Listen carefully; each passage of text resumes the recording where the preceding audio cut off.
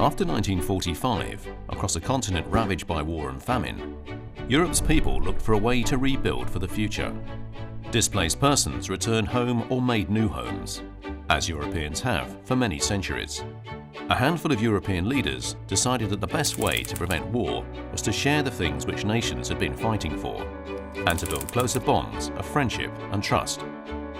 The first step was the European Coal and Steel Community. A few years later, the signature of the Treaty of Rome led to the creation of the European Economic Community and laid the foundations for today's European Union. The Treaty of Rome paved the way for a number of common policies. A common market was created, with the removal of borders and barriers for goods, people, capital and services.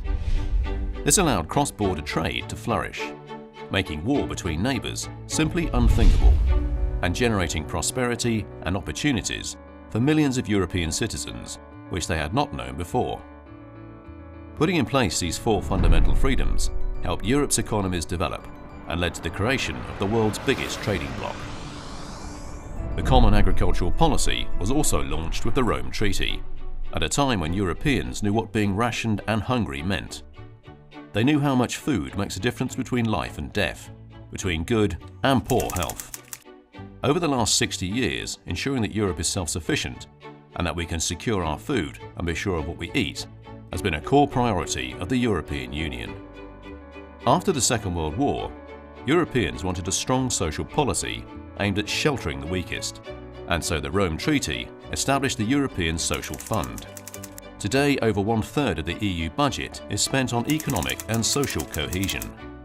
The European Union was founded on coal and steel.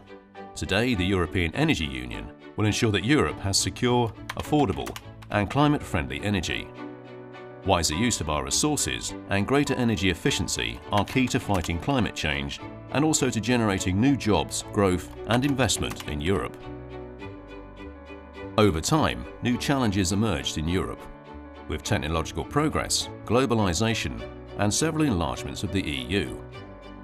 This called for an extension of the fundamental freedoms into new domains. In May 2015, the Commission launched a strategy for creating a digital single market, providing people and companies with better personal protections online and creating the right conditions to maximize the potential of the digital economy. In 2016, the President of the European Commission, Jean-Claude Juncker, called for a European pillar of social rights in the euro area to address crucial social challenges, including poverty and income inequality. The Commission also created a European Solidarity Corps in 2016 to provide new opportunities for young people in Europe. Over its 60 years of existence, the Treaty of Rome has evolved with the European Union, and new treaties have been needed to keep pace with its growth and development. The history of the Union that has been formed under the guidance of this treaty is of an unprecedented nature in Europe. We are looking back on over 70 years of peace, which our continent has never known before. The journey has not always been smooth. It is a story of individuals and their lives.